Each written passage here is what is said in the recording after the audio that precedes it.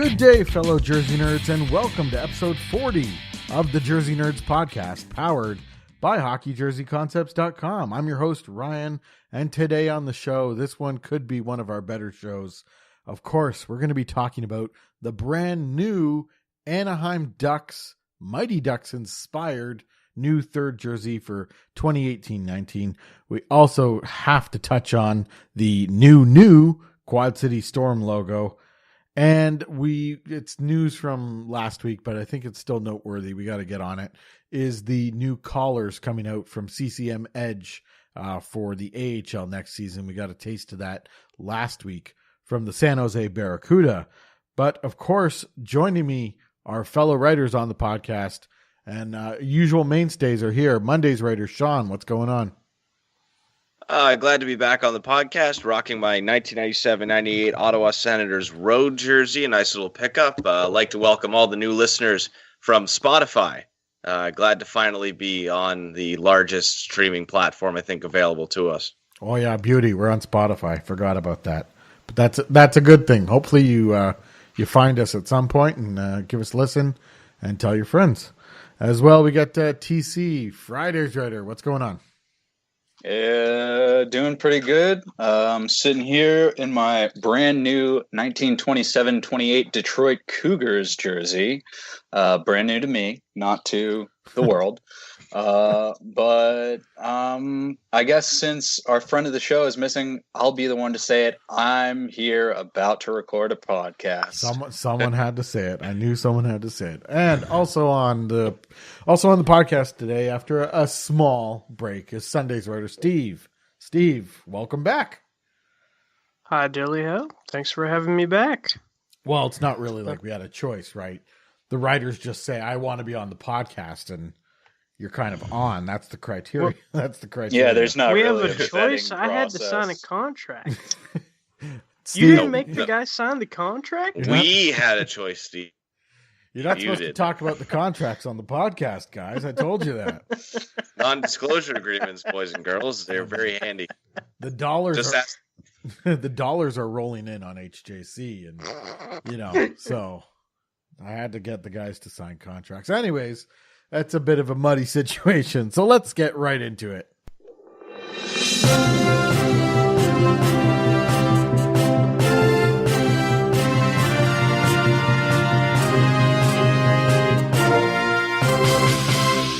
And the lead story this week, coming, I would say, out of nowhere, is the Anaheim Ducks' new third jersey, which they released. This jersey features the retro logo, but it uses orange hockey sticks. It's on a black base. The striping is definitely inspired by the original Mighty Ducks jersey, but there is some variations here. The top silver stripe is thinner. Then there's an eggplant stripe, white stripe, and then jade, and that repeats on the sleeves as well. New to this is collar laces. The collar is also your typical Adidas collar, but the insert is eggplant color. We'll get to all this. It kind of sticks out like a sore thumb.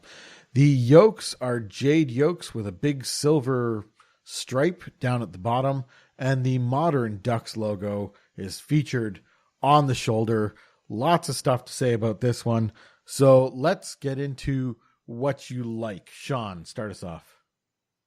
There's a lot to like about this jersey, I think. I mean, obviously, I think even the Mighty Ducks could have pulled off a black jersey, but now, especially with them switching to black as a primary color, I really like this. I think this proves my point with their previous attempt at a black alternate, that going with jade over eggplant in a black jersey works a lot better. I like a lot of the blending of the original identity and the current identity. The minor changes to the striping look good. I even like the idea of the yoke. It's not perfect, the collar especially, but as is, I think it really works and adds some color. I even like the fact that they tried to introduce like a Detroit-style yoke stripe, or more closer to Boston, I'd say, onto what in all respects is a starter black fashion jersey that's been brought into the Adidas template. But no, I really like this. The yolks are actually, I mean, you when you look at them, Boston is the first impression that you get. But if you look a little closer, it's actually St. Louis, and instead of the gold and white stripe, they've just made that into a single stripe, and so it's more of a St. Louis shoulder yoke on here. TC, what do you like about this new Anaheim jersey? I like that they finally made an attempt to appease fans and bring back the eggplant and jade color scheme. I actually like that they thinned up the top silver stripe. I think it's a small change, but it adds a really nice, crisp, fresh look to it, and it ties in better with the current striping to have the mix of the thicker and thinner. I'm not a huge fan of the yoke, but I will say the yoke striping makes it a lot more bearable. That St. Louis Boston thing, and I like that they decided to use the retro Mighty Ducks logo as the main focal point instead of relegating it to a shoulder patch and using the foot logo as the main crest. Steve, what are you liking about this thing? There's a lot to like. Well, for starters, they finally put the Mighty Duck back where it belongs, and that's solely on the crest, not on the shoulders or in an oval of a shoulder, and coming up with something that says it simplifies, blah, blah, blah. But anyways, what I like is that they did trim down that silver line. It looks really nice that way, but not only that, they kept the hem design from the original the same, but instead of making the sleeves go jade all the way towards the bottom, they just made it as another stripe, which adds another element to it. And I think that's really neat. And also the fact that they were able to tie in orange into the sticks and whatnot. I mean, granted, I'm torn on that part, but other than that, really, honestly, this jersey has me torn. But it's not a upgrade, it's not a downgrade. Yeah, and I'm sure we'll get to that. I mean, obviously, coming up next are our dislikes, where all that stuff will come out. But we'll get to that. As far as what I like on this jersey, I do like the blending of the two eras. The Mighty Ducks logo has grown on me. I didn't think it was. I thought the upgrade in 2007 was better. I flip-flopped on that. I like the original Mighty Ducks logo better, but I do like that they use the new style numbers on this jersey.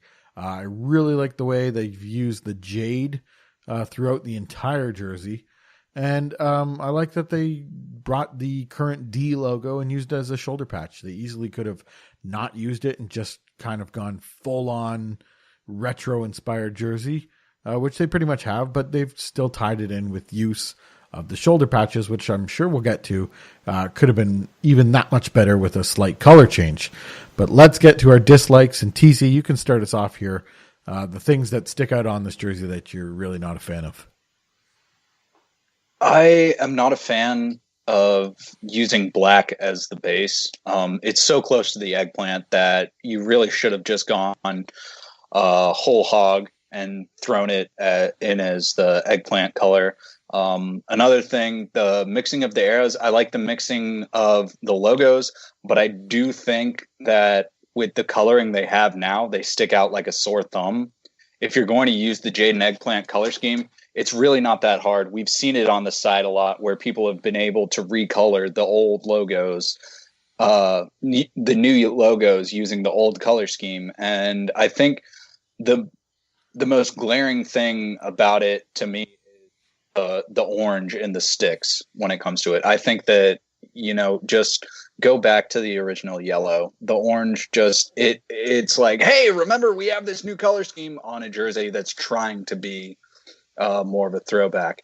On top of that, I'm not so sure about the yoke. It's not terrible, but it's not as good as the original where the jade went all the way down to the cups and there was no yoke, but it's bearable. The worst thing I'd say by far about this entire jersey is the fact that the collar and the base of the jersey are black, and then they inexplicably made the Pentagon eggplant. That's just, there's no reason for it to be other than they said, oh, we should probably throw a little more eggplant into this jersey at the last minute, and it just looks stupid. Yeah, I agree with you there. That's the worst part of the jersey. just quickly, because these are the two things that really stick out to me, and we'll get Steve and Shawn to go really quickly on these. First off, the fact that the jersey's black, I think we might all agree that it would look better as an eggplant. And No. Okay, so No. when it comes to shocker! Shawn likes the black jersey. No. Seriously. I'll just be blunt. I like this as a black jersey. But again, as you'll know if you listen to these podcasts, I don't particularly have an affinity. I like them, but I'm not super nostalgic for the Mighty Ducks. It's not like we need to see the same jersey every time. Okay, so Steve, if they change the base of the jersey to eggplant, just quickly, would this be a better? Is that what you'd be in favor of? I'd be much more in favor of it, and I'll get to my point and reasoning for that. Yeah. Okay, and so the second thing is we got the orange sticks in the logo. TC mentioned this. This is what really bothers me. You make those sticks gold, and all of a sudden it ties in the shoulder patches so much better.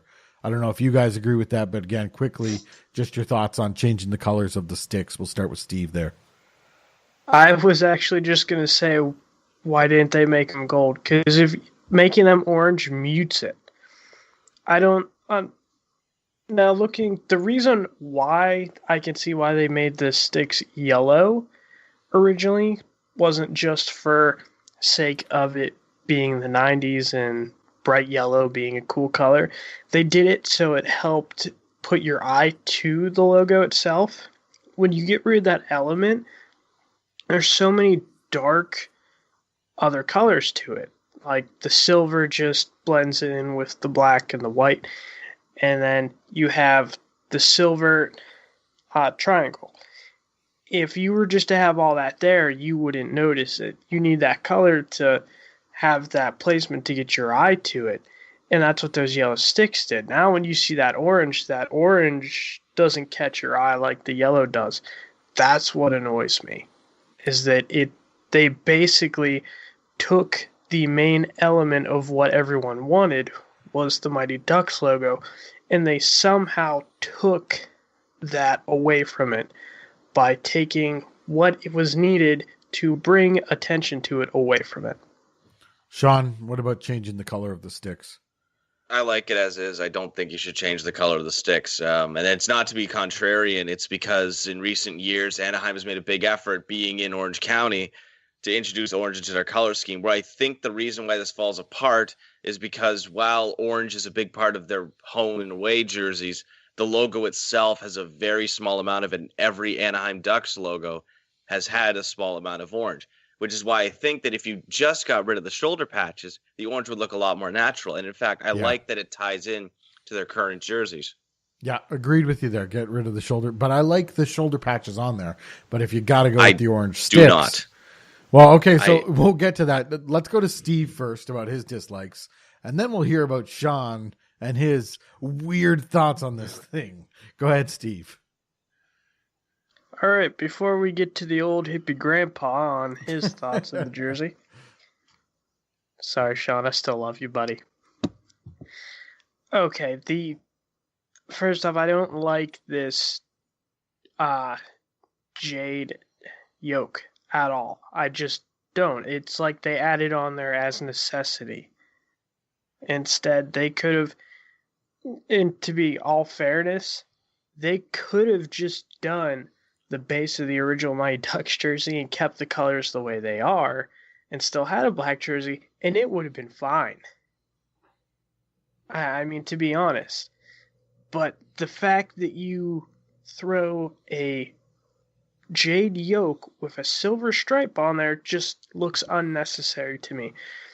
Another thing is the fact that the entire collar, except the pentagon, is black.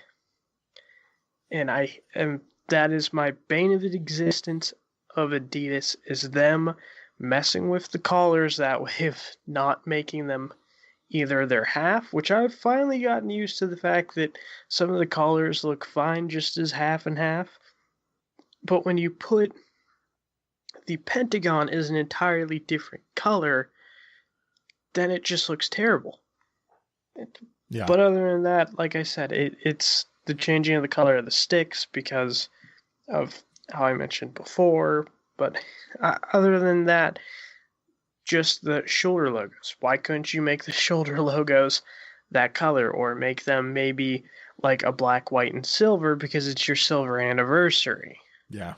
Yeah, I hear you there. Shawn, your dislikes for this jersey. As I mentioned earlier, the shoulder patches I think really kill this. I've never been a huge fan of the combining of Mighty Ducks era between the Ducks and the Mighty Ducks. It's just the fact that there are two existing shoulder patches that I think would work better. That being the interlocking MD logo that was used from 2003 2006, and the criminally underused OC shoulder patch we saw in the 2014 Stadium Series jersey. That would be perfect to see here, and I feel like you could tie a lot of orange into it. The collar, as you mentioned, big problem with that. Is an easy fix, in my opinion. I get that they wanted to add eggplant to it. Looking at the starter fashion jersey, this seems to resemble a lot. The white and jade collar just doesn't really do it. It needs eggplant. I don't think this was the way to do it, though. Honestly, I think the best way to do this would have made a solid eggplant collar with a black rim.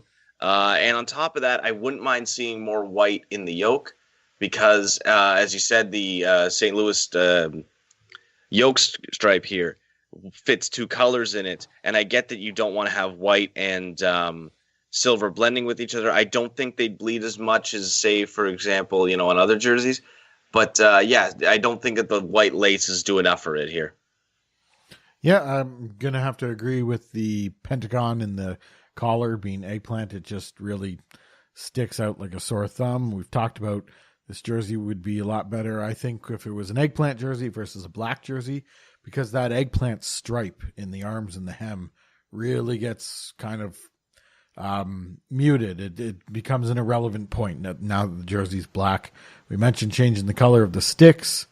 Can't really find too much else, but we've touched on the yoke. Something different, maybe a little more creative, maybe something we haven't seen yet with the Adidas jerseys would have been cool there, rather than that big, broad silver stripe, or maybe just going straight jade yokes. That would have been cool too. Let's go to our ratings. We're going to rate it out of 10. We'll try and get an average rating if I can keep up with the math here. So, Steve, rating out of 10. What do you think of this one? I'm going to give it a 7. Fair rating.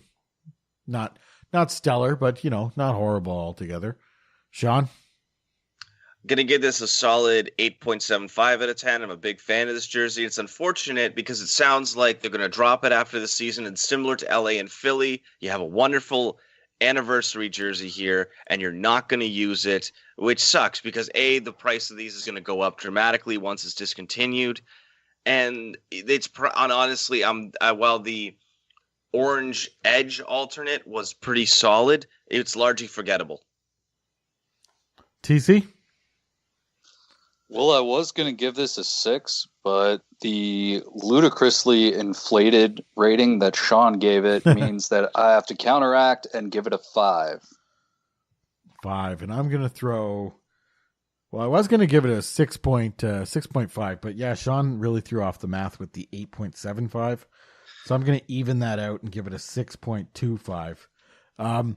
Just while I'm doing the math here, guys, why don't you talk about, we'll start with Shawn, talk about which one's better, the orange one, for the orange alternate from a couple of years ago, or this new alternate?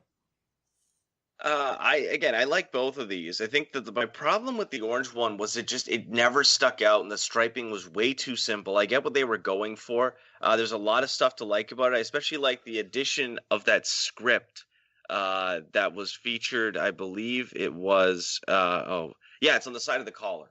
I really like that. The logo, like it's an ideal Ducks jersey. It's just kind of forgettable. This one I don't think is forgettable. But at the same time, I have to give it to the orange jersey. I just think that jersey's really grown on me. Agreed. Steve, what do you think? Orange or this one? I have to give it to the orange jersey just because the orange jersey, I think personally, did the logo better because all it did was change the triangle on the orange and it kept the yellow stick, so it was still able to keep that ability to put your eye center to the logo. TC? Sorry. Go ahead, Steve. It's cool, man. And the other thing is just that the color combination, aside from that really wide gold stripe on the arms, worked really well. Good points there. TC, this one or the orange one? Easy to the orange one. I love the script on the collar, like Shawn said. I think that's a really cool touch. I think it does a much better job of working in the old logo. And the striping on this, Shawn did say that it's a little simple. And I sort of understand that, but it also does a better job of tying into the actual striping on what was the home jersey at that time. It was essentially the same, just evened out in a more traditional style, and I really liked how that worked.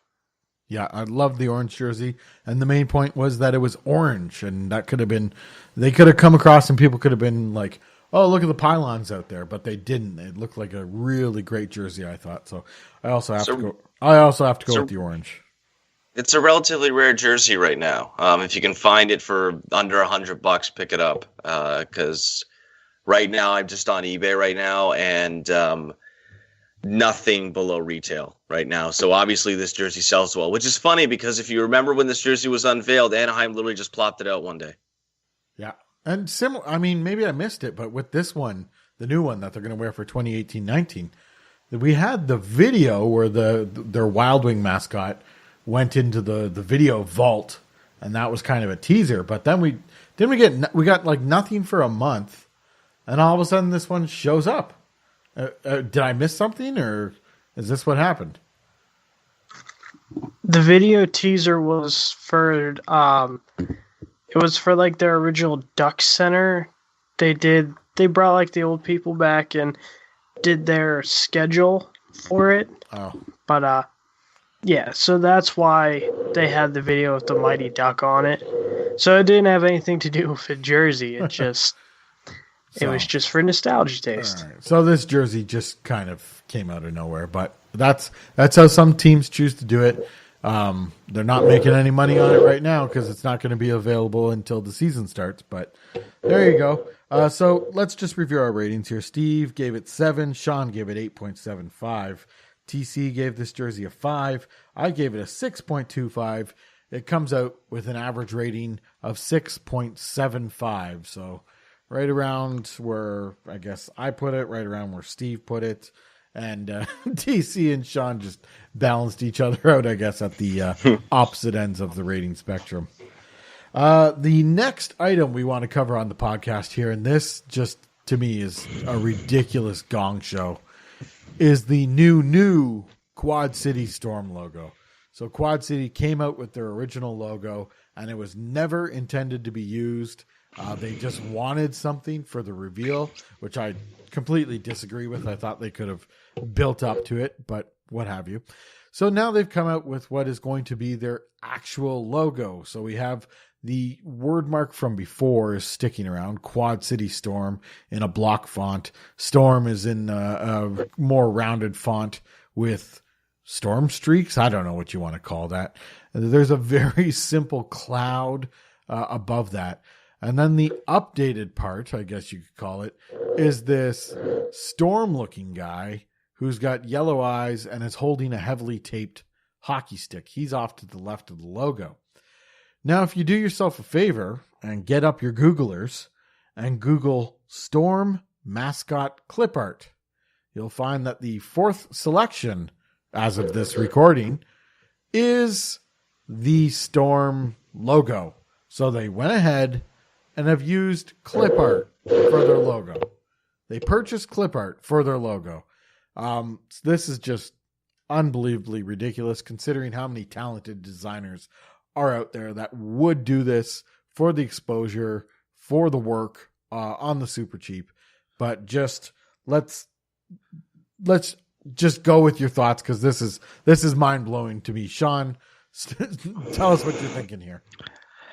I don't understand how you create such a terrible logo and then actively make it worse. Yeah. I think that what they've done here is, that sort of campy dumpiness, as you said, the clip art. If you're going to do that, run with it. Make this clip art yours. But no, they come up with this heavily dated, like I think we're about 10, 15 years past the angry mascot holding a hockey stick, leaning left, snarling. I like that the hockey stick has lightning bolts at the end. Sure, that's kind of cute, I guess, but this doesn't fix anything that they had a problem with before. And in fact, by arching the script and the cloud, it looks really convoluted would be the word I'd use. It's a mess. And on top of that, as you mentioned, I think that just handing this off, even for somebody could volunteer to do this for free. Like, I'm sure somebody on the blog would be like, yeah, I'll give you a logo. Sure, why not? It'll get my name out there. Just give me a jersey when it's done. Yeah. People would do that. Like that's just it. There's so many designers out there that just want exposure, want to do this because they love hockey. They love hockey jerseys. They like making this stuff. It's their hobby. And all that they ask is you mail them a $70 jersey at the end of the day. And you can't do that. And on top of the jerseys that they showed us that were okay are now not being worn. No. So now what are they going to do? They're probably going to come out in Nashville Edge templates with unfinished back yokes. It'll definitely be some sort of stock jersey that, like, they're definitely not making a custom design here. They're coming out with something that already exists is what I'm thinking. TC, your thoughts on the Quad City Storm new logo? I think the fact that they have yet to hit the ice and they've gone through 2 logos is going to be a predictor for how well this team performs and the whole organization goes on. The fact that they sort of arched the word mark with the storm with speed marks, I guess, and the cloud, it took what was already a bad design and somehow made it worse. I will give them points. I like the idea of the lightning bolt as the hockey stick. I think that's kind of cool. But the tornado mascot guy, it's kind of like Shawn said, it's an old, tired, used up design of just the mascot looking gruff, walking to the left. It's really generic. It's really bland. And there's just, if anything, it's a lateral move, and that's being generous. Agreed. The only thing that would be worse with this Storm mascot guy is if he was biting the hockey stick in half. That's early 90s right there. Steve, here's your chance to dump on this logo if you want to.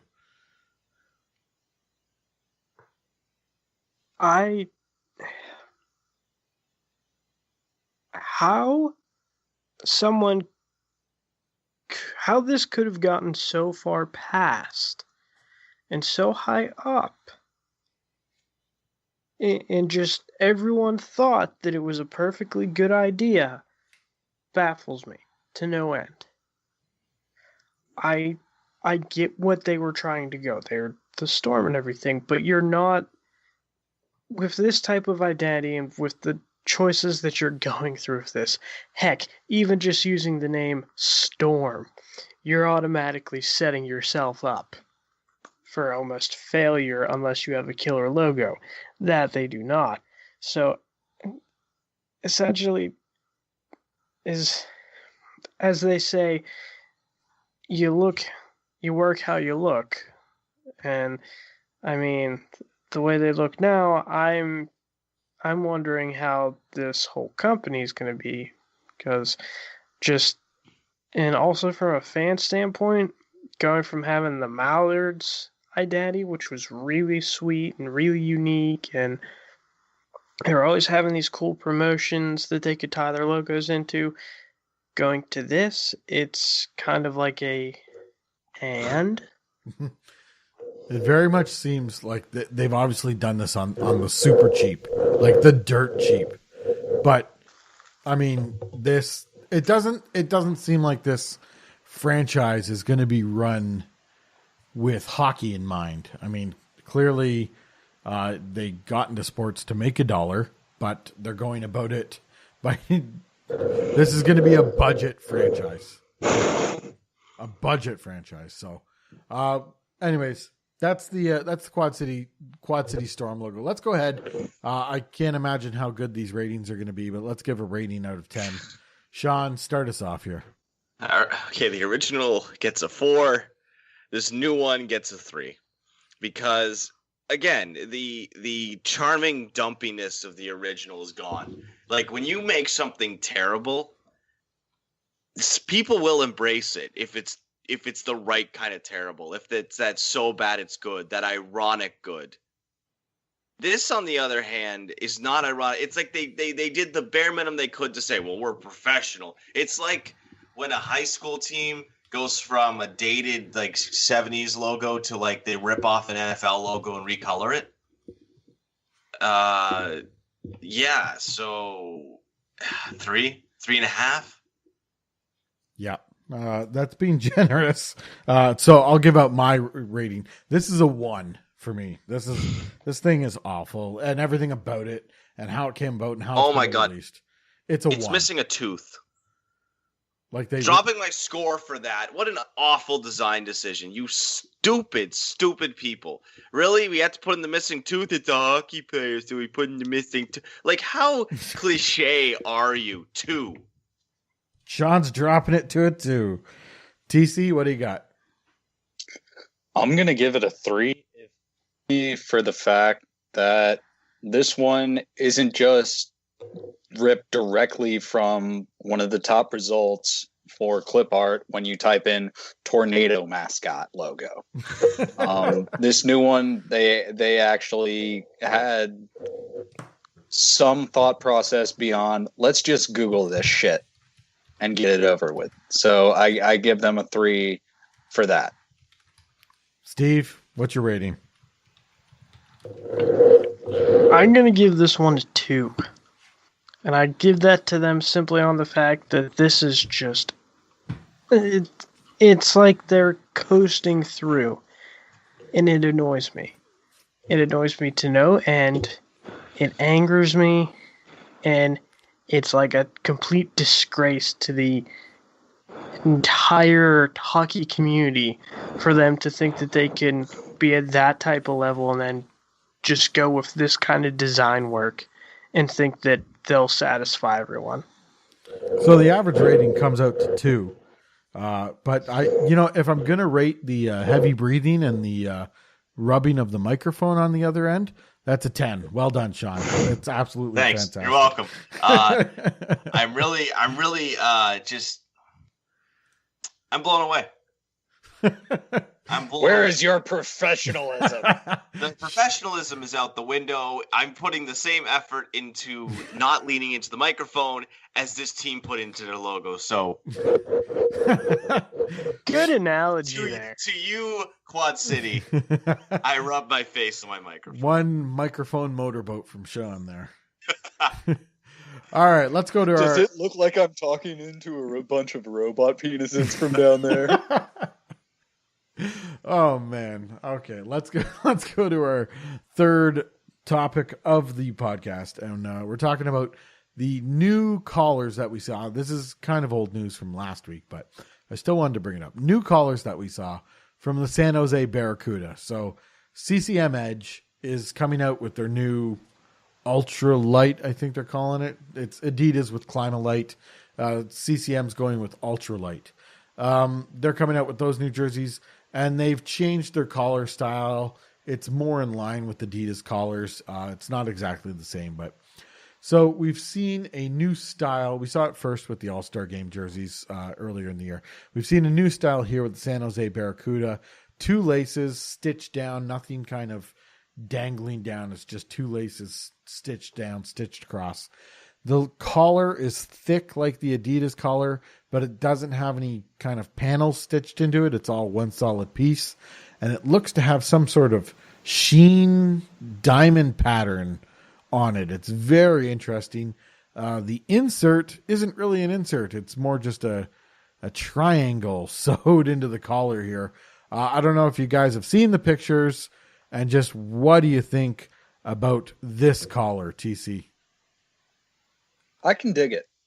I like if you're going to do something closer to Adidas, I like that they make it one big thing so you don't get teams shit in the bed with a split collar. I also like the idea of the tie down without dangles. If only because on the Adidas system, tie downs look stupid. They're just completely unnecessary. So this is sort of a nice compromise.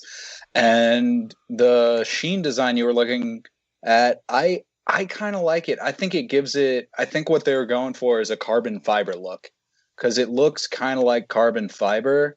And I think it gives a nice little accent to the collar that gives it sort of a sleek look. So overall, I'm on board. Steve, have you had a chance to look at the collars, and what do you think? I have, particularly on the San Jose ones. When I first saw them on the All-Star game, I actually really liked the All-Star game, and like I said before, I think they did I think CCM did a better job, honestly, of trying to do a Adidas-style collar than Adidas did themselves. And this collar here looks just like how they had it, because I can see where they would have had the square, or I guess it was a trapezoid that they made on there, where the trapezoid inserted would have been. But I do like the collars on here, just for the reasons that TC said. The laces seem to make more sense onto them. While the cutout seems kind of strange, if you're looking at it from a jersey from a distance, it's really not that noticeable. It's not a big eyesore like the Adidas collar would be with the lace tie down. And that texture is probably just something that CCM is doing for themselves to have, kind of like to show, yeah, it's our jersey, because eventually other companies are going to see this and they're going to try and mimic this design and not Adidas's, except your company. Shawn, what do you think about these collars? I think that this works for a team like the Barracuda, where the logo itself is already shiny. I should say I like this style as a whole. I like the lack of paneling. I like what they're doing with the insert. This metallic material, on the other hand, again, the Barracuda are a very sort of, shiny, modern. They're a extension of the Sharks identity. My problem is when you extend this to a team like the Laval Rocket, where there is no sheen, there is no glam or glitz. The Providence Bruins, like a team that's built on looking vintage. Will that sheen affect that? And I don't know. Like if a team like the Marlies, I think it works because it's that less is more type thing. But for the Rocket, it's a heavily logo-based jersey with very little striping that's trying to be sort of faux vintage, and you throw on this carbon fiber style material, and it's like, well, does this detract from it or does it add to it? I don't know. We'll see. But for the majority of the AHL, I think this works. Yeah, we'll have to see what goes on there. I mean... Hey, Ryan. Yeah? I just noticed, if you look really closely at that logo, it looks like the same pattern, like the same texture pattern, is in the S and the J of the logo that's on the collar. So we're talking on both jerseys or just the white one, or both? Very cool. I did not get a chance to see that. But I'm taking a look here. Like, it's a little hard to tell on the white jersey, but you can see it really good on the dark jersey. So I'm wondering if that might be another element added. Yeah, this might maybe. Okay, Steve brings up a good point. If this is a design trend, then I really like it. If this is like this opens the question: if all 30 teams or 29 or whatever, if they're using this, then it doesn't really work. But if this is something a team can opt into, and we might see other patterns from this, this is huge. It's like the Atlanta Thrashers, how they had the little beak triangle things on their collar, and that really worked well for them. This opens up a lot of opportunity for teams to get creative. So this leads into my final question on this topic. Are you now optimistic for the new CCM Edge collars, Shawn? Yes, regardless of the answer to that question, even if every team has this carbon fiber pattern on it, it's still going to look pretty good for most teams. And I think that on top of that, this really is going to help teams eliminate the Reebok era reliance on just copying what their parent team wears. I think that we're going to start seeing some more original jerseys with this. TC, optimistic? Absolutely. Essentially, with these new collars, they looked Big Brother in the face and said, "Suck it, Adidas. We can do your game better." Steve, same thoughts? Yeah, I have some high hopes for this. So, and I don't think that.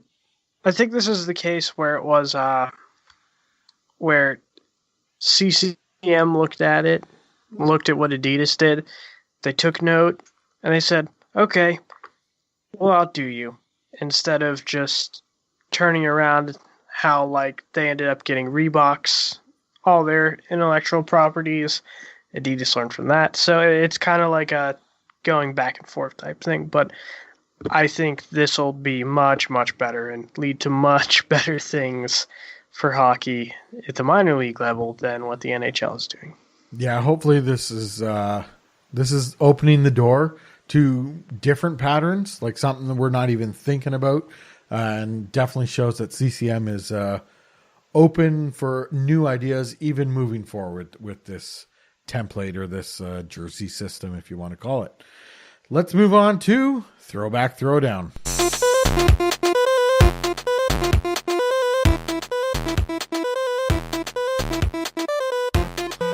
This week's Throwback Throwdown is based kind of similarly on last week's Throwback Throwdown, where we looked at the worst of the Reebok Edge system.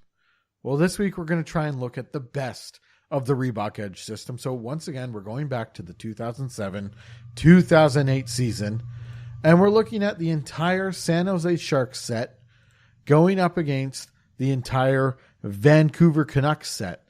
Both these teams redesigned their jerseys for the Edge release, and this is what we got. So San Jose, of course, we have a teal base and a white base for the road jersey. We got numbers on the chest, but whatever. We got a 3-color collar. We got black yolks outlined in white, and the stripes on the arms and the hem for the teal jersey. Black stripe outlined thinly in orange and then white. And on the road white jersey, big teal stripe, thinly outlined in orange, and then black, a very classic looking hockey jersey. We go to the Vancouver Canucks, who went retro inspired. So for the home blue jersey, big green stripe outlined with white, and on their white road jersey, again, big green stripe outlined in white, but then again outlined in blue, accompanied by blue cuffs. The big change here is the Orca logo with the arched Vancouver over top. So let's go to Shawn with your quick San Jose Sharks review. I'd just like to say that the best jerseys unveiled in 2007 were the New York Islanders and Philadelphia Flyers. Anyways, San Jose, good redo. Obviously, the Sharks jerseys worn in the pre-Edge era were very dated by 2006, 2007. I like that they went for a more classic design. I like that they introduced a lot more teal on the white jersey. I like the introduction of the black yolks. While they didn't last very long and the jerseys now look better than they did back then, at the time, it was a really solid-looking jersey. Most of all, I appreciate the addition of orange, and they did it well on both jerseys, and the new logos are absolutely phenomenal. Steve? I will say this to this day, the day that the Sharks changed from this design right here was a downgrade in general. There's no argument in my mind, because this was a classic design that they were able to put their colors on, fit it perfectly. The color balancing works perfect. The logo works great with it. It just screams everything Sharks to me, compared to what they wear today, which is essentially kind of looks like something that could be made for cheap and mass produced. TC, what do you think about San Jose's 07 jerseys? I think it was a great return to a more classic look. They had sort of strayed into the darker depths of 90s designs, and they looked fine in the 90s, but they just kept them for a decade longer than they should have up until Edge. The new logos look much better. I like them a lot better than what San Jose was wearing the previous season. But I will agree with Steve that this is probably the best iteration of this era. Once they got rid of the hem stripe and the yoke, it really kind of killed this design. But I do think that they did a great job of incorporating the color scheme, and they didn't overdo it with the orange. Yeah, I like it. Yeah, I like this. Obviously, I love classic jerseys, so this one, this jersey set plays to that, and the inclusion of orange was spot on. Really looked really good and tied everything together. Teal with orange just looked phenomenal, and the logo update was definitely spot on there too. And like you guys have mentioned, it was them jumping out of the '90s into present day, and really worked well. Let's go to the Vancouver Canucks, as we described, a take on a retro jersey, but with some modern adaptations here. Shawn, what do you think of Vancouver's 07-08 jerseys?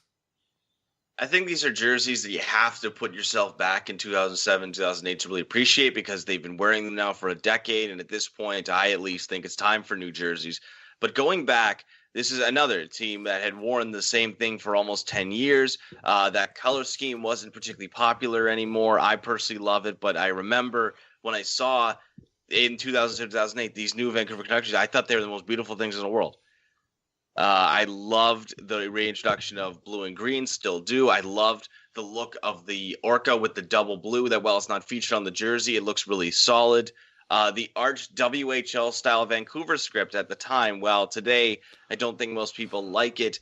Back then it was a really nice thing that sort of set Vancouver apart from every other team in the NHL. One thing that I think it's really criminally underrated, the font used on the jersey, I think is fantastic. It's exclusive to Vancouver, and I think it really ties everything nicely together, and it keeps things from being too much of a direct throwback. Steve? So I kind of have to agree with Shawn with this, is that this is a nice way to give a shout out to the original WHL Canucks while keeping it as their brand with the Orca logo, and recoloring the Orca logo was nice. And just a fun fact, Vancouver Canucks NHL team, this is their first jersey design that has lasted more than 10 years. So, but anyways, yeah, I do like how it's just keep it simple, stupid, classic type design, and there's really nothing you can go wrong. And also the custom numbers and letters was a nice added touch to it. And TC, what do you think here? I really like the base of this jersey. I think it was great that they returned to their roots, brought back the blue, green, and white color scheme. It's a great color scheme. It's one of those ones that you wouldn't think would work as well as it does, because it's two colors on the cold side of the color spectrum.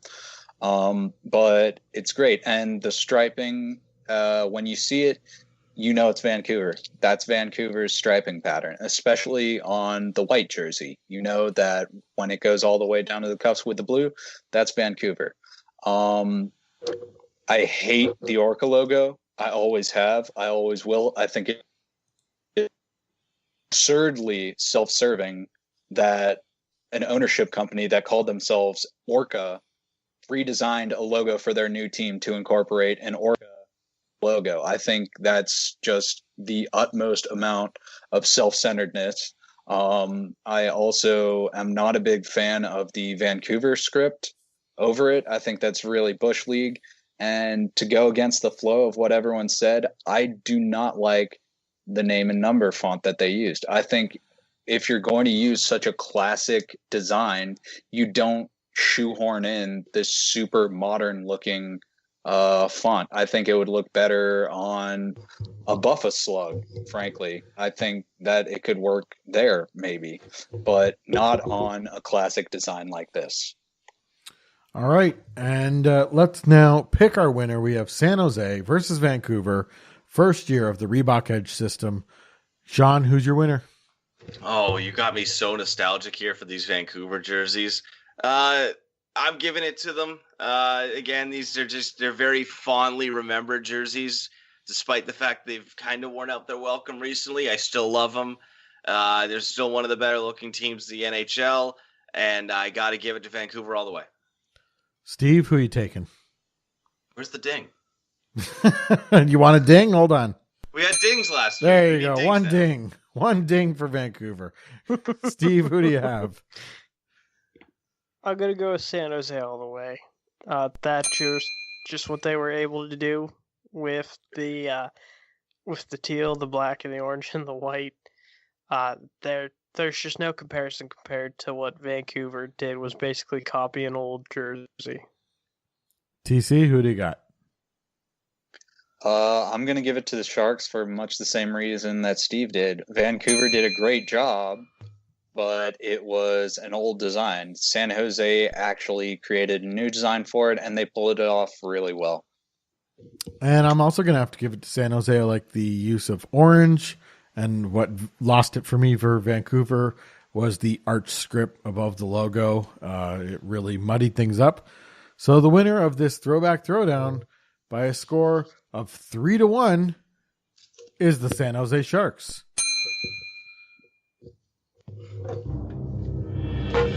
Fake or authentic? It's now time for my favorite part of the podcast, fake or authentic. This is where I've come up with 3 statements that I believe to be accurate or true.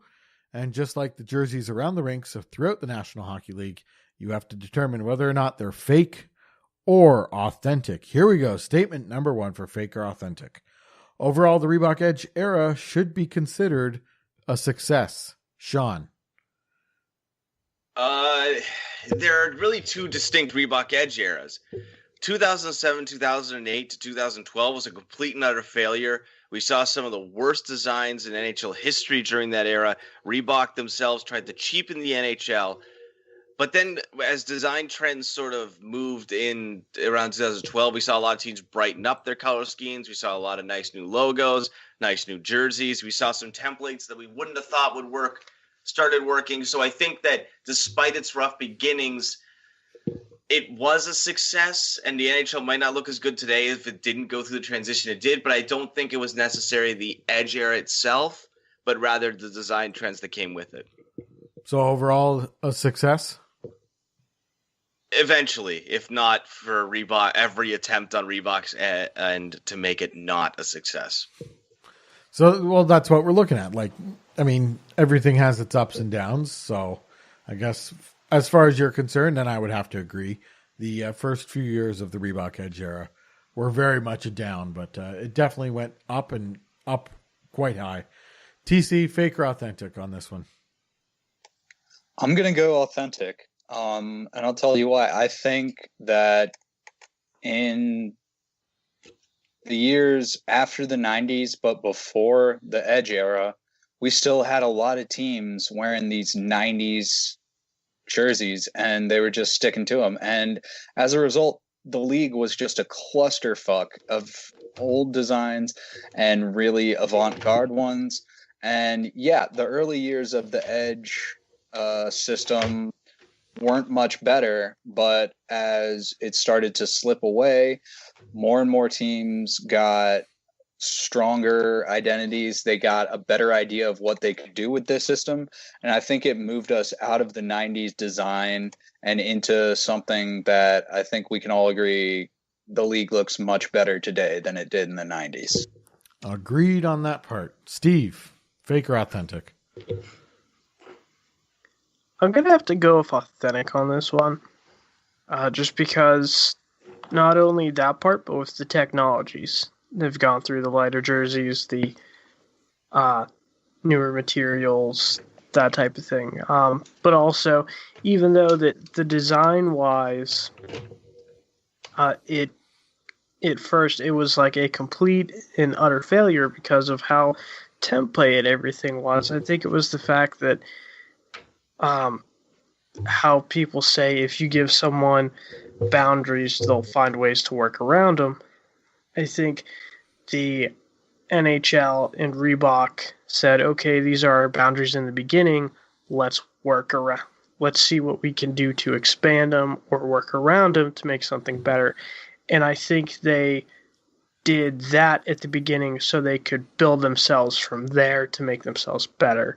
So, in general, I think it was a success because I don't think we'd have some of the designs that we would have today, such as Dallas's new set. We wouldn't have gone back to Pittsburgh's old ways. We'd still be stuck with the Vegas gold probably. And also, we probably would still have the St. Louis Blues using what would be the Predators template as well. All right, fake or authentic question number 2. The Adidas collar has more negative effects on throwback jerseys than the Edge collars did. Fake or authentic, Shawn? Oh, totally fake on this. I'm sorry, but the Edge collar, like looking at the Winter Classic jerseys, and again, we've only seen a handful of these. I don't see the Adidas collars even being a factor here, but the Edge collars, just again, it's one of those things where they haven't aged well. Particularly that sort of, I don't know what it is about them, but they stick in that 2007 era. Like they're not. You look at every other collar in NHL history. It's a rounded. They don't really have points. Edge collars have points by design, and the problem with the Reebok Edge throwback collars is they stretch pretty badly. And in fact, I'd recommend you get yourself like one of those really nice hangers if you own one of them, because you will stretch your collars if you put them on a cheap hanger. That's actually good advice. Use the good hangers for your jerseys. TC, fake or authentic? If you needed Shawn to tell you to use good hangers for your jerseys, you don't even deserve to listen to this podcast. But I will say, I'm going to go authentic. I hate the Adidas collar. I will say it does lend itself more with the lay flat to more traditional designs, but then you look at teams, and it's not even throwbacks. I'm just thinking of teams with classic designs. The Blackhawks, their current collar design is a goddamn nightmare. The Rangers, that red insert looked okay in the Edge. It wasn't great, but it looked okay. On the Adidas Adi Zero system, it is an eyesore. It is gross. Just the solid blue sea, and then all of a sudden, this big red pentagon in the middle of your chest. So I'm going to go authentic on this because I think there are a lot more ways that the Adi Zero collar can go wrong than the Reebok Edge. Actually, you know what? TC's convinced me. I'm flipping it. That Chicago collar is about as bad as the team. It's bad. It's bad. They should. I would prefer them. Well, I mean, a half collar might work for them, but I would prefer to them just use the trim. No collar. No collar. Like essentially no collar. All red. Yeah, Why no not? collar. Like it would work. It would totally work. All right, Steve, are you fake or authentic on the Adidas collars having more of a negative effect on the throwback jerseys? I'm authentic. Yeah, these are terrible. Like the Chicago and New York. And it has to do with the fact that when you had Reebok Edge, they all came to a point purposely. However, they had the insert hidden. So for someone to physically see that insert, it wasn't noticeable during gameplay. But with the Adidas collar, it's front and center on you. And not only adding to that, but being that the shield is chromified, every time the light hits the shield, you're going to stare right at it. Like, I even see it on TV. If I see something shiny on their chest, I'm going to stare right at it. And it's going to bring you right back to that collar. So it's done a lot worse for these classic designs than it's helped them. I'll say that. All right, and our final fake or authentic question. This is gonna ruffle some duck feathers. Here we go. Fake or authentic? The original Mighty Ducks jerseys are a 7 out of 10. Shawn. That's an authentic statement. There you go. And I'm going to tell you why. Because I think that the rating of 7 out of 10 is kind of misused. 7 out of 10 is an above average, solid jersey. It doesn't particularly wow you, but looks good and probably, again, 70% of the time won't look better than what it's being replaced by. My problems with the Ducks jersey is that, yes, it's nice, but there's a lot of other jersey designs from that era, including the one I'm wearing right now, that look a lot better. Yes, it was in a movie, then a lot of people like that movie I've never seen and refuse to see at this point because it bodes well for the podcast. There's a lot of 90s designs with big solid colors, big solid stripes, bright collars, and nice logos that are dated but work well today. And frankly, the Ducks are in the middle of the pack in terms of those. So I'm giving you a complete authentic on that. All right. TC, fake or authentic? 7 out of 10. 100% fake.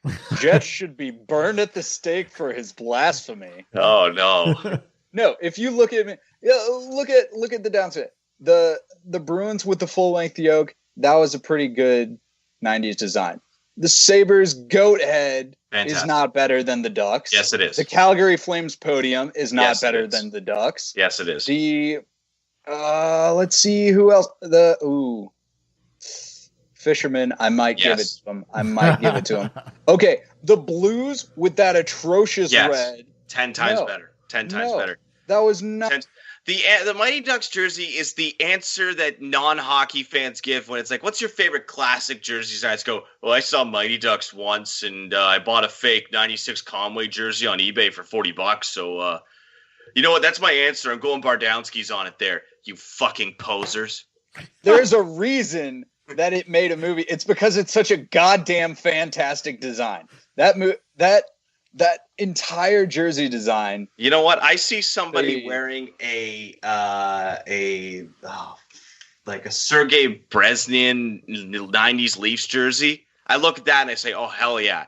There's a design. I look at a Ducks jersey and I go, oh, look at you. You bought an AliExpress fake for $30. Good for you. Do you even know who Paul Correa is? They probably don't. Let's be realistic here. My other problem. Paul Correa was the first Korean to ever play in the NHL. Ask Jonathan Bernier what he thinks of Paul Correa. I don't give two flying fucks what Bernier thinks of Correa. Correa was my childhood hero.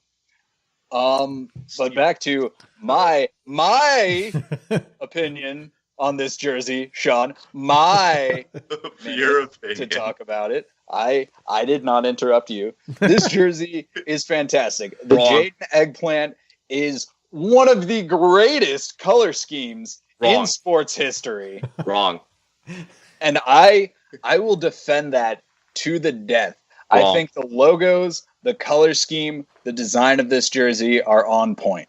Okay, and I'll tell you the Islanders black jersey. Oh boy. Okay. And you'd be the only one. Let's go to Steve. Steve, fake or authentic? 7 out of 10 original Mighty Ducks jerseys. I have to give that a fake. So this is the reason why. Is that I understand where Jess is coming from. And yes, Paul Correa was my childhood hockey player. And yes, the Anaheim Mighty Ducks were my favorite West Coast team. But the thing is, not only are the jerseys kind of iconic, it's just that they do base a 90s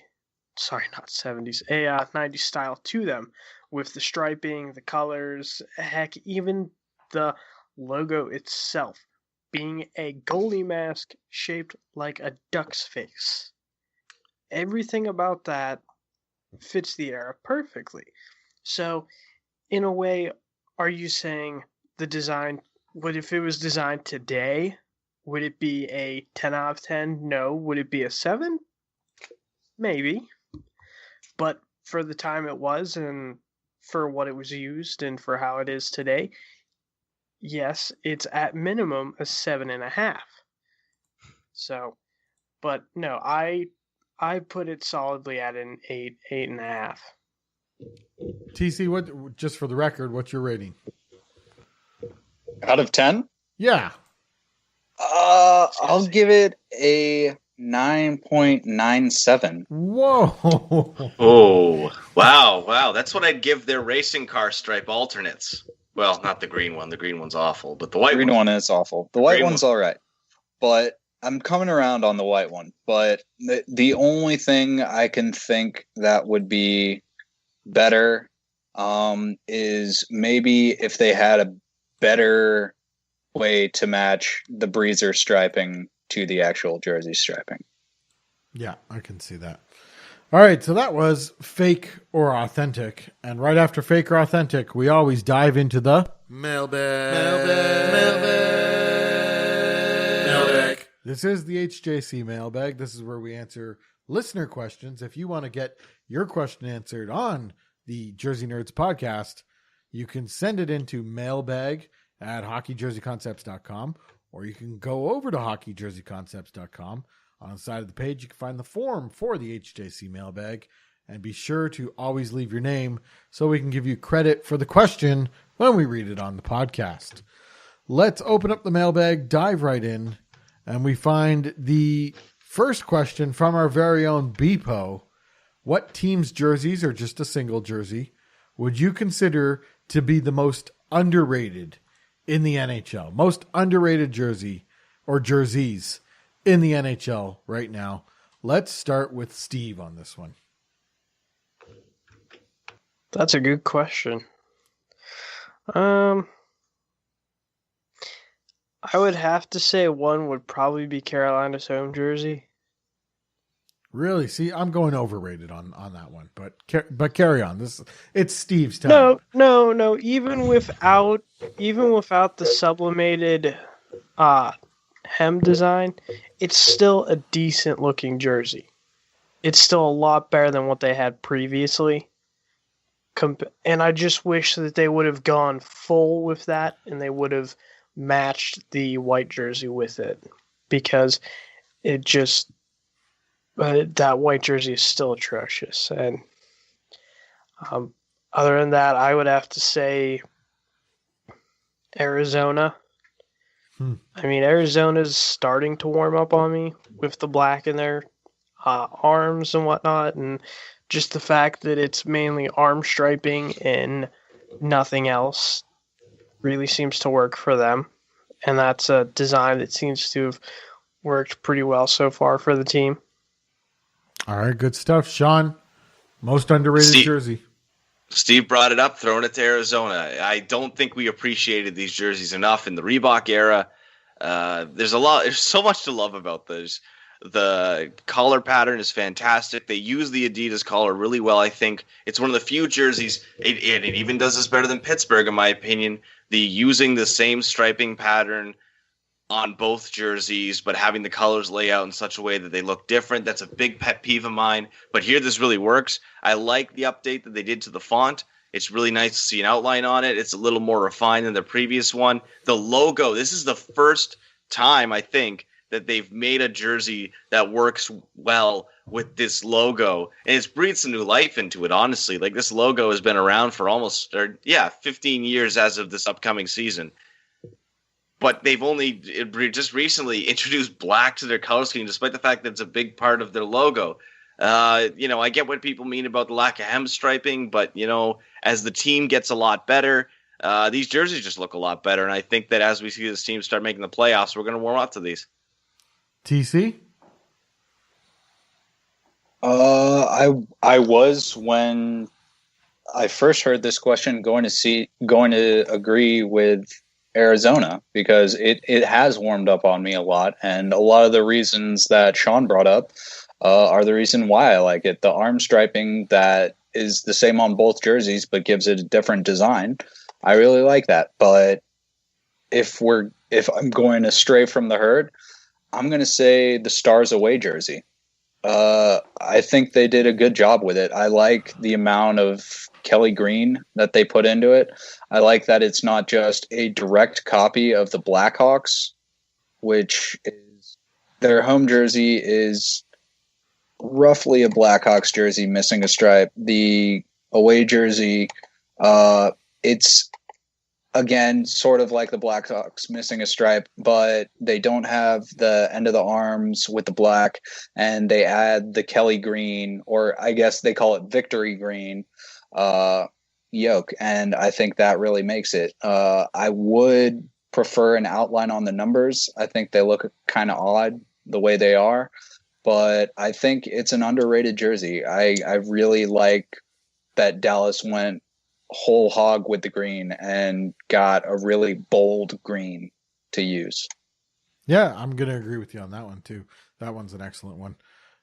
If I'm choosing my underrated jerseys here, and I think I'm going to catch some heat for this, most underrated jerseys in the NHL, Los Angeles Kings.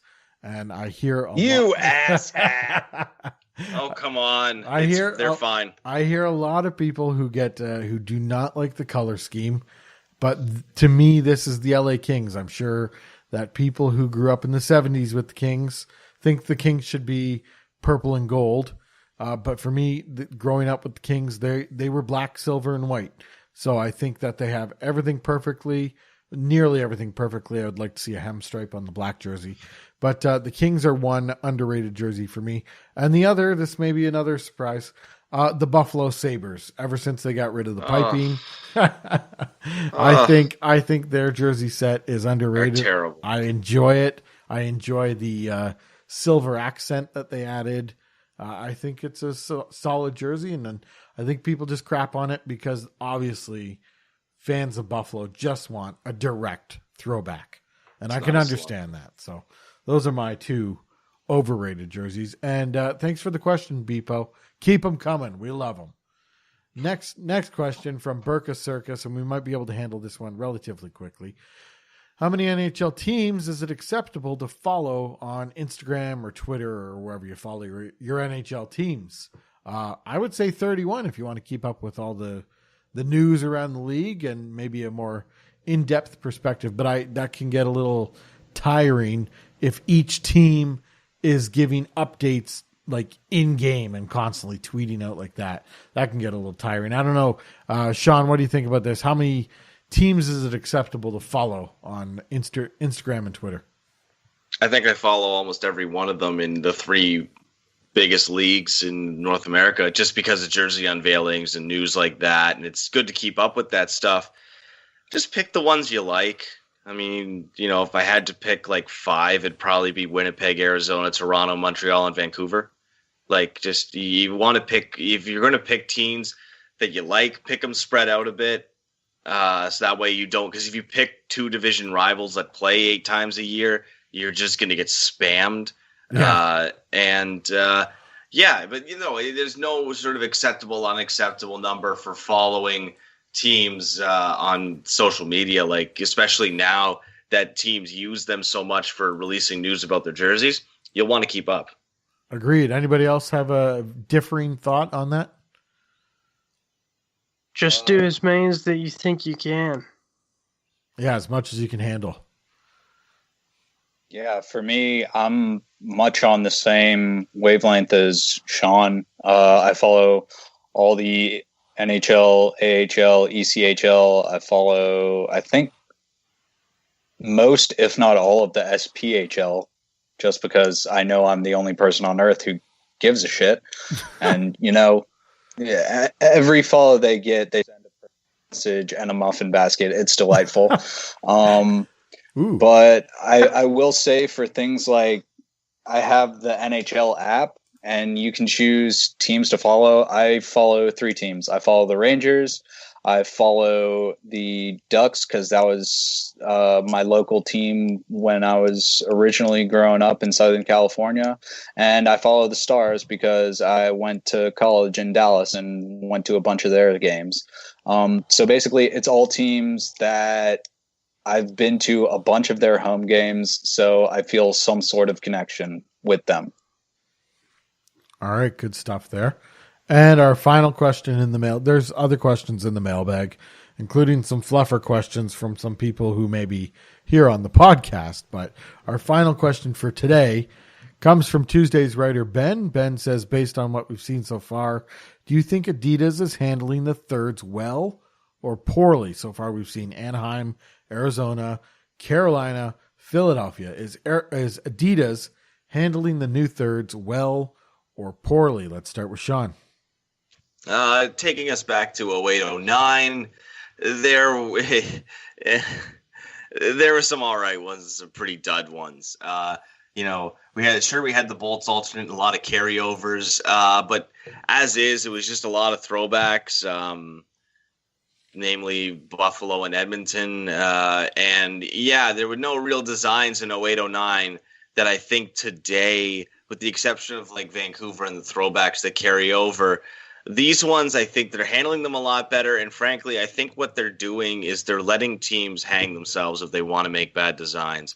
Unlike Reebok, where Reebok will tell you, well, we'd really like it if you use this template. And sort of like, give Atlanta the experimental templates and ask them to do a script jersey. They're sort of like, oh, Carolina, you want us to make this for you? This is what you want? Okay. We'll make it for you. It's going to look terrible, but we'll do it. Yeah, we don't see the same meddling or rumored meddling that we saw with Reebok. So, yeah, I'm going to say that they're doing it a lot better. TC? Initially I was going to say they're not because, everything they've shown us has either been a direct copy of a previous jersey or complete shit. But when Shawn brought up the fact that Adidas is sort of staying out of things and letting teams hang themselves, then I kind of can respect them for that. It's like if a team wants to make a terrible jersey, don't tell them, okay, but you have to make it in this template. So I think they're handling it fairly well in that they're letting teams, if they want to just use an old one, use an old one. If you want to come out with a garbage new one, come out with a garbage new one and say you're only going to wear it because we're only going to make it for a year because no one's going to buy them off the shelves. I think they're handling it pretty well. Steve, how do you think Adidas is doing with the new thirds? Well, to be honest, I'd have to agree with what the other twos have said, because kind of looking over at how things were handled overall with uniforms, I think this jersey deal this time around was more, the NHL had more power compared to Reebok, who Reebok came in, said they wanted to do a sweeping deal with them, and then I guess Reebok had all the liberties to make all the design choices and everything, and now it's kind of like Adidas is like, well, we saw what shit they went through, so we don't want to get any of the slack, so here's the rope. If you think that you can prevent yourself from strangling to death, go by all means. All right. Good questions today in the mailbag. And of course, if you want to get your questions into the mailbag, you head on over to hockeyjerseyconcepts.com. Side of the page, you'll find the form, or you can email your questions in mailbag@hockeyjerseyconcepts.com. Be sure to include your name so that we can give you credit for the question. That is what we have for this week's podcast. It was a very interesting one. Lots of good content in there. On Hockey Jersey Concepts right now, as always, you can pick up the Jersey Casual stuff. The offer is still out there. You buy a duvet, I'm going to put you in the semifinal vote for Concept of the Year automatically. Get yourself the duvets. The Jersey Casual duvet. There you go. Lovely. Yes. Lovely. Ladies love them. Numerically stitched count. It's in the teens, I think. Yeah. If you're a single male and you have a lovely lady scheduled to come on over, get yourself one of these Jersey Casual duvets, and who knows where your night may go. That's all I'm gonna say. We also have the round robin voting going on for the HJC Open. There's 16 entries into the tournament. This is the round robin portion. Everyone was allowed to enter. You vote for your top 8, and the top 8 vote getters after the voting phase will move into the bracket portion of the tournament. That's where we go with head-to-head matchups where you choose one artist or the other, and the artists make their way through the brackets until we have a champion. The HJC Open champion will get a championship plaque this year, as well as one of their jersey designs made into a jersey casual sticker, thanks to our Sunday writer, Steve. Anything else? We got the concept of the week vote going on the blog. That happens every week. That's always on the side of the page, so be sure to check that out. Shawn, TC, Steve, thanks for joining me this week. My pleasure. Always great to be on. Send in your concepts if you want us to remain hockey jersey concepts. Shawn will send nude pictures of himself to you if you're of age. Wait, no, they're scantily clad. Oh, whoa, guys! We want people to send concepts in. What's going on here? Jeez. Don't worry, I'm tastefully covered up by like a coffee maker or something.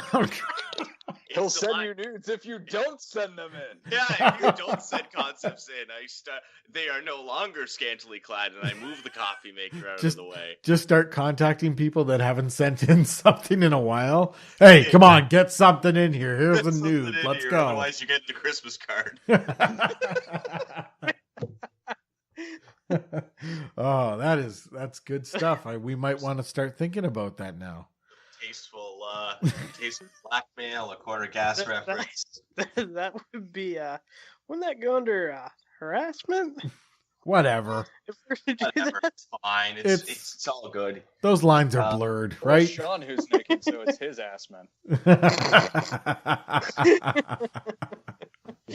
Oh, that's good. All right. Yes, we need concepts. Yeah, send your concepts in. Concepts at hockeyjerseyconcepts.com. Send them in. We want to see, we literally would like to see anything. It's not just you're sending in anything. You what you actually do is tons of concept artists are inspired by our archives. So you're actually sending in your concept. You're going to get some quality feedback from whoever's writing for that day. But then we archive all the posts, and people constantly go back and are looking at old concepts and are inspired to make more. So it's kind of it just keeps the blog going. You make concept, you inspire the next person, they make a concept, and it just keeps going like that. So get your concepts in, hockey related, and as long as it's tasteful or not offensive, it's going to get posted. So the Maple Leafs turd burger I've been working on for months now is unacceptable by HJC standards. Because I find that severely offensive. All right, so that's what's going on. Send in your concepts, like we said, but also I can't turn in my Team Boko Haram. Yes, as long as it's not a turd burger. Oh boy. Okay. As I mentioned, we want to hear some feedback. What do you guys think about the podcast? What do you like? What do you not like? Just get involved in what we've been talking about. Get rid of Shawn. Okay, so signed we're gonna Beepo. have the All Shawn podcast where I'm right and everybody's wrong. Yeah, we're gonna get. Jesus, Lord, what do you live in an Italian household? And so we want to hear your feedback. Let us know what you think about the podcast. I mean, if there's something that sucks about it, we want to hear about it, and maybe we'll make a change. But also share the podcast with your friends. Tell them about it. So maybe they'll tell someone else about it. We'd love to get more people listening to this. We love what we're doing here. We think it's good content. So share it with your friends. Let's get more people listening to the podcast. That's what we have for you on this episode. Thanks for listening. Goodbye, everybody.